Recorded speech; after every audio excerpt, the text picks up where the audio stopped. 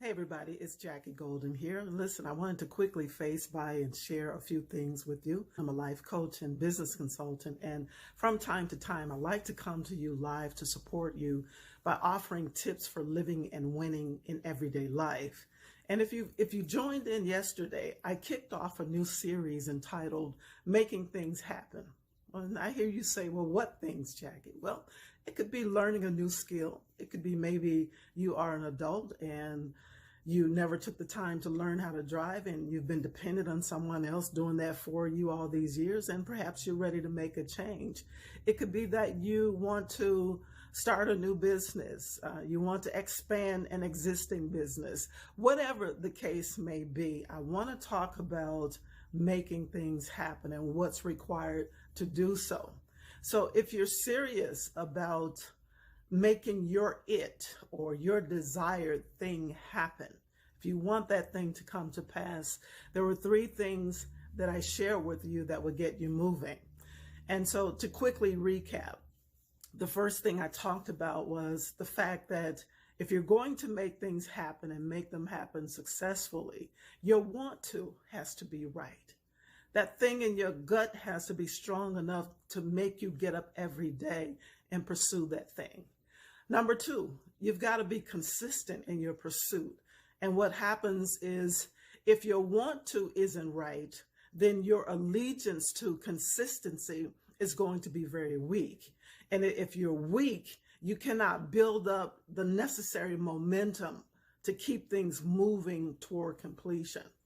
And then number three, you must resist the urge to compare somebody else's skill level to where you are not.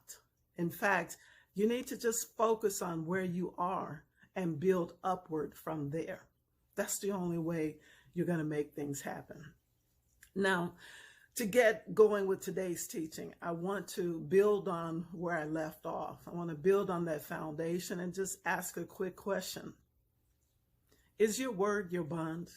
Is your word, I'm not talking about anybody else's word, but your word. Is your word your bond?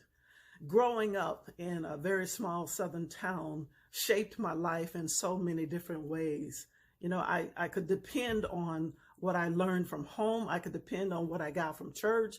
I could depend on what I got from school. And somehow the messages from these three entities added up and they made sense when formed together as it related to basic common core values for daily living.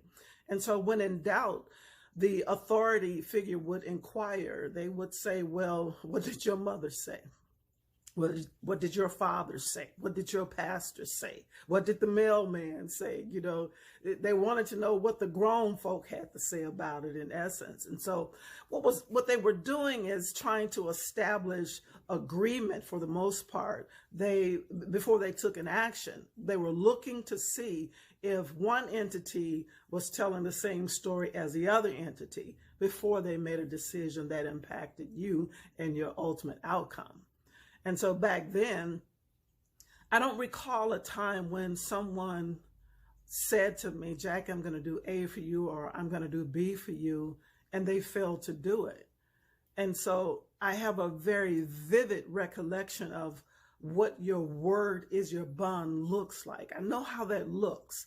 I know what it looks like in simple things. I know what it looks like in complex matters. But at the bottom line, the word that you give is the word that you give. It doesn't matter what area of life, it's the word that you give. And so I remember those days when a person's word was emphatically what they intended to do. I remember the time that when a handshake sealed the deal.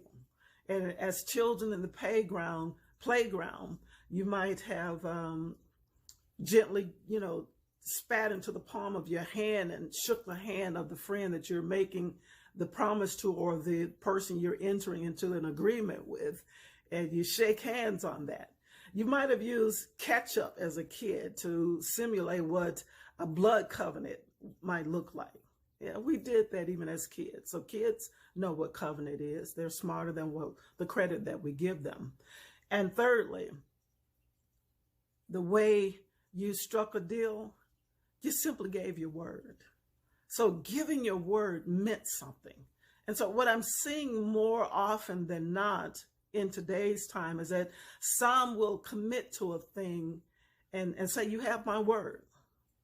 But in reality, the behavior suggests that their word is their bond as long as it doesn't compromise what they're trying to accomplish. As long as it's convenient for them, the word is their bond. But the minute that thing becomes an inconvenience, the word flies out the door. Their word is their bond as long as they get something in return. How about that? Your word is your bond. I don't care what area of life it is. What comes out of your mouth is what you're committing to, right? So this causes me to consider whether some are simply mentally assenting. They have no intention to honor their word. They mentally assent, but the mental assent never travels into the heart. Okay, the mental assent, it never gets down into their soul. And what I mean by this, we commit to things with the words that flow out of our mouths, but they fail to come out and enter into our heart. The decision-making part of our being that says, I'm going to do this. I repeat, they commit to the words that comes out of their mouths, but somewhere there's a breakdown of that word getting into the part of their being that says, I said it, I will do it. I said it, I will do it. I commit to it. I'm in it. I'm in it for the long haul, whether it feels good, whether it doesn't feel good. I'm in it because I gave my word. And so I believe this is where so many get disappointed, whether in life, in business, or ministry. They say things that they never intend to do. Some, not all, but they say things that they never intend to do. And in business, which is what this is all about for me, in business, when a company honors its agreement with me, I am more inclined to do business with them again, and again. When an individual keeps their word and honors their commitment, I think you would be more inclined to seek them out, to reach out to them. And so let's be real. There are going to be some situations that might impede one's ability to follow through on the word that they've committed to.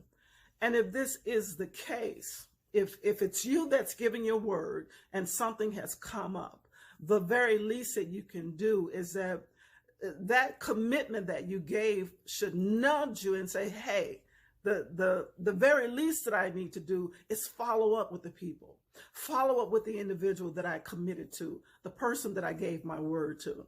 And it's very simple. Just communicate.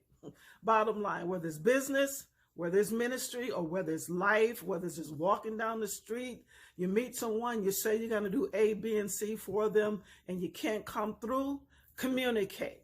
That's the least that you can do. Now, there are going to be instances you may not be able to get back to those individuals. In those cases, forgive yourself, but keep the train moving. Being committed to your word also means to be committed to explaining when you are unable to show up. It's called owning the responsibility. It's that simple.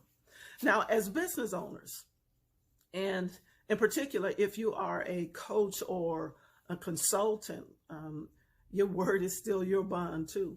In fact, what that looks like is that if you say to a potential client, if you say to a prospect, hey, my product will do A for you, it will do B for you, it will do C for you. At the end of the day, your product should do what?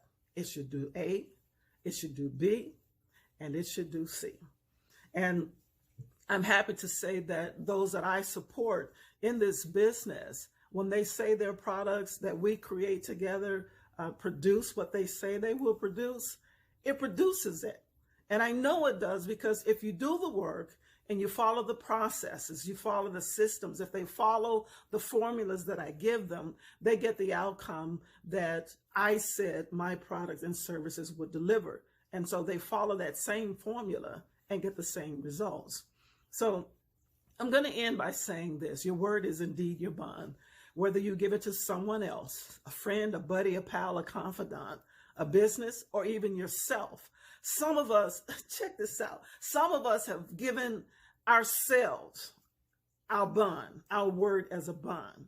But we promise to upgrade our lives in some ways. We promise year after year after year, I'm going to get this business started.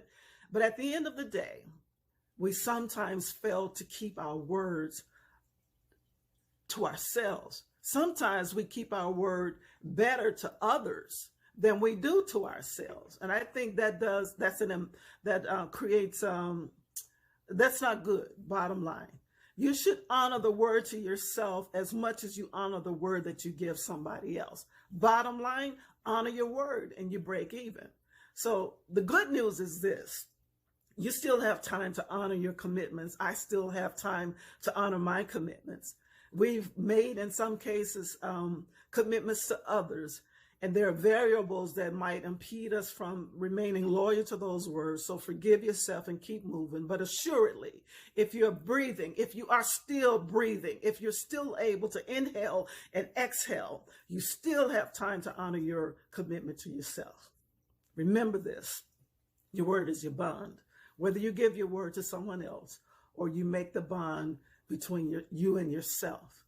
And if you're one of those individuals that's been looking to start your own business and you haven't done it because you just don't know how to get started, well, I'm here to tell you that I can help you. I want you to come to my event that's coming up on Saturday. I'm going to be teaching all on how to package what you know, how to pitch, position, and find buyers. I'm going to show you how you can take your own knowledge, the knowledge you have right now. No need to go back to school and earn another degree or certification unless you choose to, but you don't have to.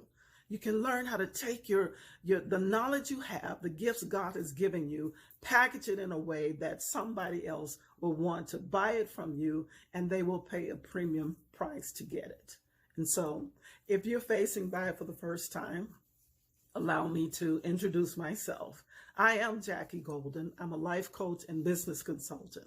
I support my clients in discovering their holistic worth. I support them in packaging and selling what they know, what they love, and what they do. And I absolutely enjoy doing it.